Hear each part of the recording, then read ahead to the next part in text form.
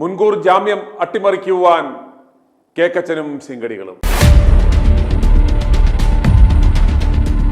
രാഹുൽ മാങ്കൂട്ടത്തിലിന്റെ മുൻകൂർ ജാമ്യാപേക്ഷ ബുധനാഴ്ച കോടതി പരിഗണിക്കാൻ ഇരിക്കെ ആ മുൻകൂർ ജാമ്യം അട്ടിമറിക്കുവാൻ വേണ്ടി കേക്കച്ചനും സംഘവും കിണഞ്ഞു പരിശ്രമിച്ചുകൊണ്ടിരിക്കുകയാണ്. ഏതാനും മണിക്കൂറുകൾക്ക് മുമ്പ് രാഹുലിനെതിരെ വീണ്ടും മറ്റൊരു ബലാത്സംഗ പരാതി കൂടി ഇവന്മാർ കൊണ്ടുവന്നിരിക്കുകയാണ്.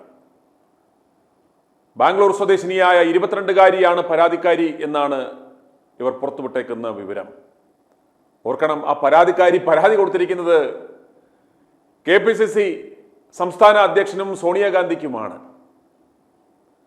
ആ പരാതി പോലീസിൽ കൊടുത്താൽ അത് പൊളിയും എന്നതുകൊണ്ടാണ് വളരെ നാടകീയമായി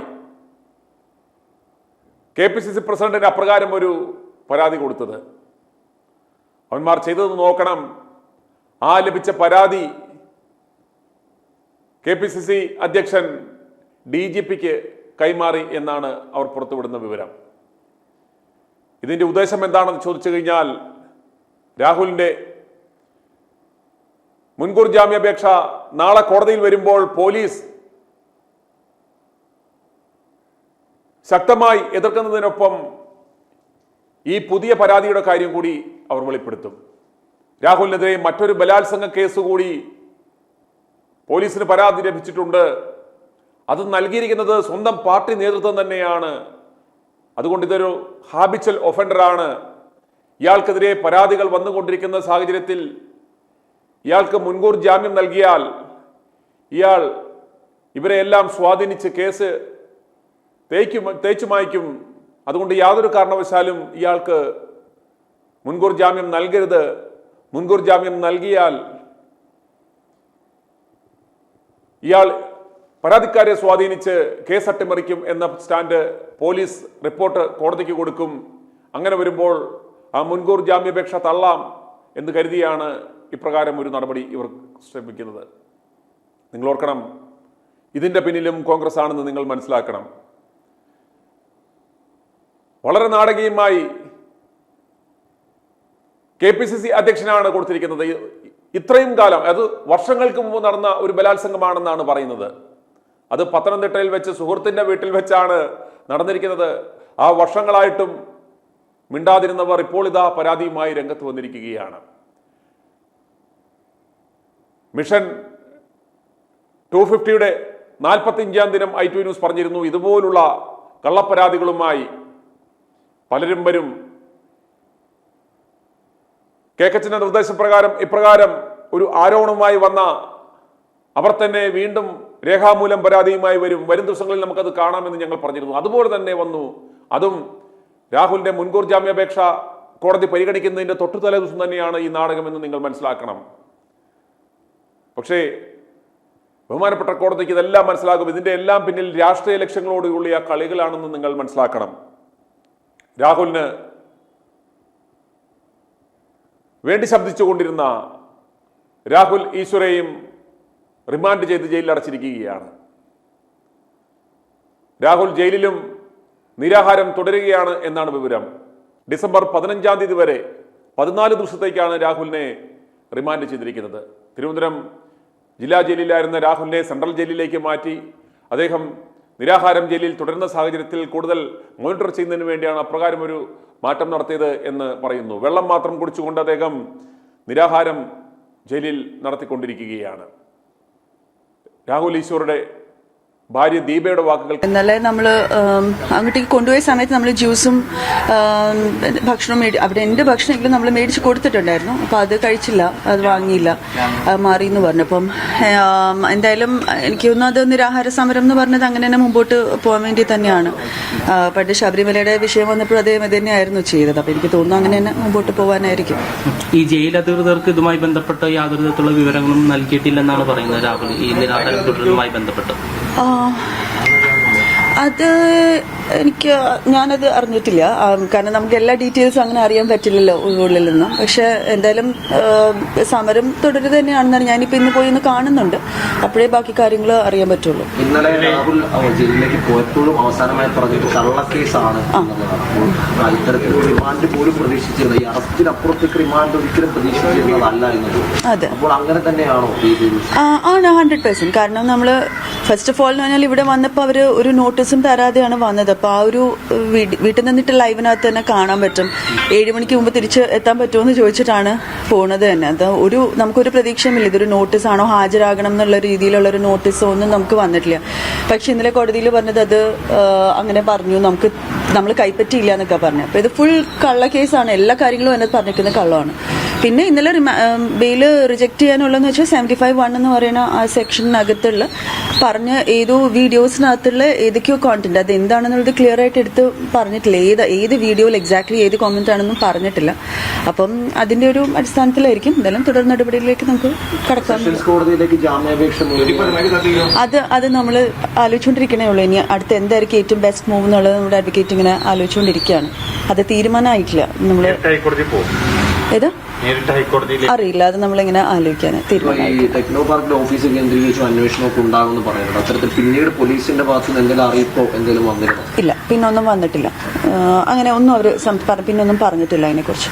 ഒരു കസ്റ്റഡി ആവശ്യപ്പെട്ടിട്ടില്ല. എനിക്കിന്ന് ഇന്ന് കസ്റ്റഡി ആവശ്യപ്പെടുന്നതാണ് തോന്നുന്നത്. പിന്നെ ഇനിയിപ്പം രാഹുലിനെ പോയി മീറ്റ് ചെയ്തിട്ട് ബാക്കി കാര്യങ്ങൾ ഞാനൊന്ന് ആലോചിക്കാം. ഇന്നലെ ആ ഓർഡറിൽ കോടതിക്ക് ഗുരുതരമായ പരാമർശങ്ങളാണ് നടത്തിയിരിക്കുന്നത്. ഈ പരാമർശം നിസ്സാരമായിട്ട് കാണാൻ പറ്റില്ല. അപ്പൊ കോടതി അത്ര ഗൗരവത്തോടുകൂടി എടുക്കുന്നുള്ളല്ലേ? ഈ പരാമർശം ഗൗരവമാണെന്നുള്ള കോടതി തന്നെ വിലയിരുത്തുന്നുള്ളേ? അല്ല, ബഹുമാനപ്പെട്ട കോടതിനെ എതിർത്ത് പറയുന്നതല്ല. പക്ഷെ ഇതൊക്കെ ഒരു ജഡ്ജിന്റെ ഡിസ്ക്രിപ്ഷൻ ആണല്ലോ. എന്താണ് വളരെ ഗൗരവമായ പരാമർശം, എന്താണ് അല്ലാത്തെന്നുള്ളതൊക്കെ ഒരു ജഡ്ജിയുടെ ഇതാണല്ലോ. അപ്പം ശരിക്കും ആദ്യം ഈ കേസിന്റെ ഒരു രീതി നോക്കുകയാണെങ്കിൽ തന്നെ ആദ്യം പറഞ്ഞത് വിക്ടിമിന്റെ പേരും ഐഡന്റിറ്റി റിവീൽ ചെയ്തു എന്ന് പറഞ്ഞിട്ടായിരുന്നു. അത് കഴിഞ്ഞിട്ട് എല്ലാം ബെയിലബിൾ ഒഫൻസ് ആയിരുന്നു. അത് കഴിഞ്ഞിട്ട് പിന്നെ നോൺ ബെയിലബിൾ ഒഫൻസ് രാത്രിയിലാണ് ചേർത്തത്. അപ്പം പിന്നെ കോടതിയിൽ പറഞ്ഞപ്പോൾ പോലും ഇവർക്ക് എന്താണ് സെക്ഷലി കളർഡ് റിമാർക്സ് എന്നുള്ളത് എടുത്തു പറയാൻ ഇവർക്കൊന്നും ഉണ്ടായിരുന്നില്ല. അപ്പോൾ എവിടേക്കോ ഇത് അറസ്റ്റ് ആദ്യം നടക്കട്ടെ, കുറ്റം പിന്നീട് കണ്ടുപിടിക്കാം എന്നൊരു മട്ടിലേക്ക് പോയതുപോലെയാണ് ഞങ്ങൾക്ക് തോന്നിയത്. അപ്പം ഇനി മുമ്പോട്ട് പോകാൻ അത്രേ ഉള്ളൂ. കാരണം നമ്മൾ ഫസ്റ്റ് ഓഫ് ഓൾ എന്ന് പറഞ്ഞാൽ ഇവിടെ വന്നപ്പോൾ അവർ ഒരു നോട്ടീസും തരാതെയാണ് വന്നത്. അപ്പോൾ ആ ഒരു വീട്ടിൽ നിന്നിട്ട് ലൈവിനകത്ത് തന്നെ കാണാൻ പറ്റും. 7 മണിക്ക് മുമ്പ് തിരിച്ച് എത്താൻ പറ്റുമെന്ന് ചോദിച്ചിട്ടാണ് പോണത് തന്നെ. അത് നമുക്കൊരു പ്രതീക്ഷയുമില്ല ഇതൊരു നോട്ടീസാണോ, ഹാജരാകണം എന്നുള്ള രീതിയിലുള്ളൊരു നോട്ടീസോ ഒന്നും നമുക്ക് വന്നിട്ടില്ല. പക്ഷെ ഇന്നലെ കോടതിയിൽ പറഞ്ഞത് അത് അങ്ങനെ പറഞ്ഞു, നമ്മൾ കൈപ്പറ്റിയില്ല എന്നൊക്കെ പറഞ്ഞു. അപ്പോൾ ഇത് ഫുൾ കള്ള കേസാണ്. എല്ലാ കാര്യങ്ങളും അതിനകത്ത് പറഞ്ഞിരിക്കുന്നത് കള്ളമാണ്. പിന്നെ ഇന്നലെ ബെയില് റിജക്ട് ചെയ്യാനുള്ളതെന്ന് വെച്ചാൽ 75(1) എന്ന് പറയുന്ന ആ സെക്ഷനകത്തുള്ള പറഞ്ഞ ഏതോ വീഡിയോസിനകത്തുള്ള ഏതൊക്കെയോ കോണ്ടന്റ്, അത് എന്താണെന്നുള്ളത് ക്ലിയർ ആയിട്ട് എടുത്ത് പറഞ്ഞിട്ടില്ല. ഏത് വീഡിയോയിൽ എക്സാക്ട്ലി ഏത് കോമന്റ് ആണെന്നും പറഞ്ഞിട്ടില്ല.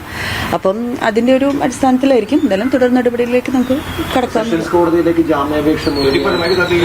അത് നമ്മൾ ആലോചിച്ചുകൊണ്ടിരിക്കണേ ഉള്ളൂ. ഇനി അടുത്ത് എന്തായിരിക്കും ഏറ്റവും ബെസ്റ്റ് മൂവ് എന്നുള്ളത് നമ്മുടെ അഡ്വക്കേറ്റ് ഇങ്ങനെ ആലോചിച്ചുകൊണ്ടിരിക്കുകയാണ്. അത് തീരുമാനമായിട്ടില്ല. നമ്മൾ ഏതാ അറിയില്ല, അത് നമ്മളിങ്ങനെ ആലോചിക്കാൻ തീരുമാനം. ടെക്നോ പാർക്കിന്റെ ഓഫീസ് കേന്ദ്രീകരിച്ച് അന്വേഷണമൊക്കെ ഉണ്ടാകുമെന്ന് പറയുന്നത്, അത്തരത്തിൽ പിന്നീട് പോലീസിന്റെ ഭാഗത്ത് നിന്ന് എന്തെങ്കിലും അറിയിപ്പോ എന്തെങ്കിലും വന്നിരുന്നു? ഇല്ല, പിന്നൊന്നും വന്നിട്ടില്ല. അങ്ങനെ ഒന്നും അവർ പിന്നൊന്നും പറഞ്ഞിട്ടില്ല അതിനെക്കുറിച്ച്. ഒരു കസ്റ്റഡി ആവശ്യപ്പെട്ടിട്ടില്ല. എനിക്കിന്ന് ഇന്ന് കസ്റ്റഡി ആവശ്യപ്പെടുന്നതാണ് തോന്നുന്നത്. പിന്നെ ഇനിയിപ്പം രാഹുലിനെ പോയി മീറ്റ് ചെയ്തിട്ട് ബാക്കി കാര്യങ്ങൾ ഞാനൊന്ന് ആലോചിക്കാം. ഇന്നലെ ആ ഓർഡറിൽ കോടതിക്ക് ഗുരുതരമായ പരാമർശങ്ങളാണ് നടത്തിയിരിക്കുന്നത്. ഈ പരാമർശം നിസ്സാരമായിട്ട് കാണാൻ പറ്റില്ല. അപ്പൊ കോടതി അത്ര ഗൗരവത്തോടുകൂടി എടുക്കുന്നുള്ളല്ലേ? ഈ പരാമർശം ഗൗരവമാണെന്നുള്ള കോടതി തന്നെ വിലയിരുത്തുന്നുള്ളേ? അല്ല, ബഹുമാനപ്പെട്ട കോടതിനെ എതിർത്ത് പറയുന്നതല്ല. പക്ഷെ ഇതൊക്കെ ഒരു ജഡ്ജിന്റെ ഡിസ്ക്രിപ്ഷൻ ആണല്ലോ. എന്താണ് വളരെ ഗൗരവമായ പരാമർശം, എന്താണ് അല്ലാത്തെന്നുള്ളതൊക്കെ ഒരു ജഡ്ജിയുടെ ഇതാണല്ലോ. അപ്പം ശരിക്കും ആദ്യം ഈ കേസിന്റെ ഒരു രീതി നോക്കുകയാണെങ്കിൽ തന്നെ ആദ്യം പറഞ്ഞത് വിക്ടിമിന്റെ പേരും ഐഡന്റിറ്റി റിവീൽ ചെയ്തു എന്ന് പറഞ്ഞിട്ടായിരുന്നു. അത് കഴിഞ്ഞിട്ട് എല്ലാം ബെയിലബിൾ ഒഫൻസ് ആയിരുന്നു. അത് കഴിഞ്ഞിട്ട് പിന്നെ നോൺ ബെയിലബിൾ ഒഫൻസ് രാത്രിയിലാണ് ചേർത്തത്. അപ്പം പിന്നെ കോടതിയിൽ പറഞ്ഞപ്പോൾ പോലും ഇവർക്ക് എന്താണ് സെക്ഷലി കളർഡ് റിമാർക്സ് എന്നുള്ളത് എടുത്തു പറയാൻ ഇവർക്കൊന്നും ഉണ്ടായിരുന്നില്ല. അപ്പോൾ എവിടേക്കോ ഇത് അറസ്റ്റ് ആദ്യം നടക്കട്ടെ, കുറ്റം പിന്നീട് കണ്ടുപിടിക്കാം എന്നൊരു മട്ടിലേക്ക് പോയതുപോലെയാണ് ഞങ്ങൾക്ക് തോന്നിയത്. അപ്പം ഇനി മുമ്പോട്ട് പോകാൻ അത്രേ ഉള്ളൂ. ഈ രാഹുലിന്റെ ഈ നിരാഹാര സമരം ആരോടുള്ള പ്രതിഷേധമാണ്? അത് അത് എനിക്ക് തോന്നുന്നു ഈ വന്നൊരു ബെയിൽ റിജക്റ്റ് ആയി വന്നപ്പോൾ ഉണ്ടായ ഒരു വിഷമമുണ്ടല്ലോ. കാര്യം എന്താ വെച്ചാൽ എന്തായാലും അദ്ദേഹം പറഞ്ഞ കാര്യത്തിനകത്ത് അങ്ങനെ എന്താ പറയുക ഒരാളെ ഹേർട്ട് ചെയ്യുന്ന രീതിയിലോ ഒന്നുമല്ല. ഇപ്പം ലോകം മുഴുവൻ, സമൂഹം മുഴുവൻ ഒരു വ്യക്തിയെ, ഇതിനകത്ത് ഇപ്പം ഇര എന്ന് പറയുന്ന ഒരാളില്ല, 2 വ്യക്തികളാണ്. ഒരു വ്യക്തിയെ എല്ലാവരും കുറ്റം പറയുന്നു, മറ്റൊരു വ്യക്തി പറയുന്നതിനുള്ളിലും കള്ളമുണ്ട്, അതിനകത്തും തെറ്റായ ഫാക്ട്സ് ഉണ്ട് എന്നുള്ളത് തുറന്നു വിളിച്ച് പറഞ്ഞതിനാണല്ലോ ഇപ്പൊ 2 ദിവസം ജയിലിൽ കിടക്കേണ്ടി വരുന്നത്. അപ്പം അതിനോടുള്ളൊരു പ്രതിഷേധം, നീതിക്ക് വേണ്ടിയുള്ള ഒരു പ്രതിഷേധം.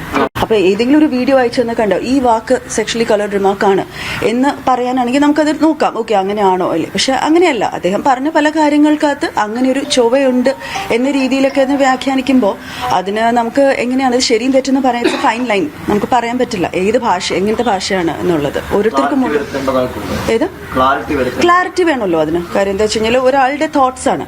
അപ്പം കുട്ടിയുടെ പേര് പറഞ്ഞിട്ടുണ്ടോ, ഫേസ് റിവീൽ ചെയ്തിട്ടുണ്ടോ, മോശപ്പെട്ട വാക്കുകൾ ഉപയോഗിച്ചിട്ടുണ്ടോ ആ കുട്ടിയെ കുറിച്ച്, ഇങ്ങനെയുള്ള കാര്യങ്ങളൊന്നും തന്നെ ചെയ്തിട്ടില്ല. പിന്നെ ബാക്കിയെല്ലാം ഓരോരുത്തരുടെ ഡിസ്ക്രിപ്ഷൻ അല്ലേ. ഈ നിരാഹാരം സംബന്ധിച്ച ഒരു ക്ലാരിറ്റി ആക്ച്വലി എന്താണ് അതിന്റെ ഉദ്ദേശിക്കുന്നത്? ഞാൻ പറഞ്ഞല്ലോ ഓൾറെഡി. അതായത് ഇപ്പൊ നമ്മൾ അങ്ങനെ നിരാഹാരം കിടക്കാൻ ഇപ്പൊ കോടതി അറസ്റ്റ് നിയമവിരുദ്ധാണെന്നാണ് സംഭവം പറയുന്നത്. നിങ്ങളത് കോടതിയിൽ പ്രൂവ് ചെയ്യാൻ വേണ്ടി ശ്രമിക്കുകയും ചെയ്തു. പക്ഷെ കോടതി അത് നിയമവിരുദ്ധാണെന്ന് കണ്ടെത്തിയതിന് കോടതി സ്വാഭാവികമായിട്ടും ഈ കേസ് തന്നെ ഇല്ലാതെ ജാമ്യം ലഭിക്കുകയും ചെയ്യാറുണ്ടല്ലോ. അപ്പൊ അത്തരം സാഹചര്യത്തിൽ പിന്നെ ഈ അറസ്റ്റ് നിയമവിരുദ്ധമാണ് എന്നും പറഞ്ഞിട്ട് നിരാഹാരത്തിലേക്ക് അല്ല, അത് നമുക്ക് പറയാൻ പറ്റില്ല. അതൊക്കെ അദ്ദേഹത്തിന്റെ മനസ്സിലുള്ള തീരുമാനങ്ങളല്ലേ. നിരാഹാര സമരം ഇരിക്കണോ, അത് എന്ത് രീതിയിൽ, അത് ഓരോരുത്തരുടെ ഉള്ളിൽ അത് എങ്ങനെ എഫക്ട് ചെയ്യണമെന്നുള്ളതനുസരിച്ച് അവർ പ്രതികരിക്കുന്നു. അത് ശരിയോ തെറ്റോ എന്ന് പറയാൻ നമ്മൾ ആളല്ലല്ലോ. ഈ ഇന്നലെ വന്ന കോടതി വിധിയിൽ മറ്റൊരു കാര്യം കൂടെ പറയുന്നുണ്ട്, സിമിലർ ആയിട്ടുള്ള ഒഫൻസസ് രാഹുൽ ചെയ്യാനുള്ള സാധ്യതയുണ്ട്. കാരണം രാഹുലിനെതിരെ ഈ റിമാൻഡ് റിപ്പോർട്ട് സമർപ്പിച്ചപ്പോൾ ഓൾറെഡി പോലീസും പറഞ്ഞിരുന്നു അദ്ദേഹത്തിന്റെ പേരിൽ 4 കേസുകളുണ്ട്. അപ്പൊ അങ്ങനെ ഒരു സംഭവം കൂടെ കോടതി പറയുന്നുണ്ട്. അതിനെന്താണ്? അല്ല, അത് അദ്ദേഹം പറഞ്ഞിരിക്കുന്ന കാര്യങ്ങൾ, നെഗറ്റീവ് കാര്യങ്ങൾ മാത്രം ചിന്തിക്കാതെ ഈ 3-4 കേസസ് വേറെയും ഉണ്ടെന്ന് പറയുമ്പോൾ അതിൽ എത്ര പുരുഷന്മാരെ നിരപരാധിയായിട്ട് രാഹുൽ ചേട്ടൻ കാണിച്ചിട്ടുണ്ടെന്നുള്ളത് കൂടി ചിന്തിക്കണം. ഇപ്പോൾ ശ്രീ മുകേഷിന് അഗേൻസ്റ്റ് ആയിട്ട് വന്നിട്ടുണ്ടായിരുന്നു, നിവിൻ പോളിക്ക് അഗേൻസ്റ്റ് ആയിട്ട് വന്നിട്ടുണ്ടായിരുന്നു. അന്നൊരു മീറ്റു മൂവ്മെന്റ് തുടങ്ങിയപ്പം എന്താ ചന്നം ഭിന്നം ആളുകൾ ഇങ്ങനെ വിളിച്ച് ഓരോരോ പേരുകൾ ഇങ്ങനെ പറയുമായിരുന്നു. അതിനകത്ത് എത്ര എണ്ണം ഫേക്ക് ആണെന്ന് രാഹുൽ ചേട്ടന്റെ സ്വരമായിരുന്നു ഏറ്റവും മുൻപിൽ നിന്നിരുന്നത്. അപ്പോൾ പറയുന്ന കാര്യങ്ങളുടെ പോസിറ്റീവായിട്ടുള്ള വശങ്ങൾ നമ്മൾ മറക്കാൻ പാടില്ല. പക്ഷെ സമൂഹം അങ്ങനെയാണ്, എന്തെങ്കിലും ഒരു അറസ്റ്റോ കാര്യങ്ങളോ വന്നു കഴിഞ്ഞാൽ ഉടനെ തന്നെ അതിനകത്ത് നെഗറ്റീവാണ് കാണുക. പക്ഷെ നാളെ നിങ്ങൾക്ക് ആർക്കോ അല്ലെങ്കിൽ ഇവിടെ ആർക്ക് വന്നാലും ഇങ്ങനെ ഒരു മെൻസ് കമ്മീഷനോ ഇങ്ങനെ ഒരു കാര്യം ആവശ്യമുണ്ടെന്നുള്ളതിന്റെ ഒരു ഏറ്റവും വലിയ തെളിവാണ്. കാരണം നിവിൻ പോളിക്ക് അഗേൻസ്റ്റ് ഒരു കുട്ടി വന്നിട്ട് ഞാൻ ഉറക്കത്തിൽ പറഞ്ഞു പോയതാണ് എന്ന് പറഞ്ഞൊരു കേസ്, എത്ര കൃത്യപ്പെട്ട ഒരു നെഗറ്റീവ് കേസാണ്. അതിനെതിരെ ഒന്നും സംസാരിച്ചില്ലായിരുന്നെങ്കിൽ നിവിൻ പോളി ഒരു പക്ഷേ നമ്മൾ ചിന്തിക്കുമ്പോൾ നിവിൻ പോളിയെ കുറിച്ച് ആലോചിക്കുമ്പോൾ ആ കേസായിരിക്കും നമുക്ക് ഓർമ്മ വരിക. അപ്പോൾ ഒരു പുരുഷന്റെ റെപ്യൂട്ടേഷൻ അത്രയും പെട്ടെന്ന് പോകല്ലേ. സ്ത്രീയുടെ റെപ്യൂട്ടേഷനും പുരുഷന്റെ റെപ്യൂട്ടേഷൻ ആണെങ്കിലും രണ്ടും ഒരേപോലെ പ്രധാനമാണ്. എനിക്ക് വളർന്നു വരുന്ന 2 ആൺകുട്ടികളാണ്. ഒരു 10-20 വർഷം കഴിഞ്ഞ് അവർക്ക് തിരിഞ്ഞു നോക്കുമ്പം നന്നായി ഇങ്ങനെ ഒരു സംഭവം ഉള്ളത് എന്ന് അവർക്കും കൂടെ തോന്നണം. അപ്പം പലരും പറയും ഞാൻ സ്ത്രീ വിരുദ്ധമായിട്ട് സംസാരിക്കാൻ. അല്ല, സ്ത്രീകൾക്ക് വേണ്ടി പുരുഷന്മാർക്കും വേണ്ടി സംസാരിക്കാൻ ആരെങ്കിലും വേണ്ടേ?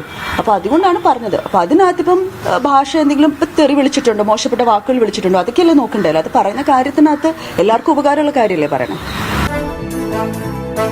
i2i News, an eye for truth. i2i News subscribe ചെയ്തിട്ടില്ലാത്തവർ ഇപ്പോൾ തന്നെ സബ്സ്ക്രൈബ് ചെയ്യുക. നോട്ടിഫിക്കേഷൻ ലഭിക്കുവാൻ ബെൽ ബട്ടണും അമർത്തുക.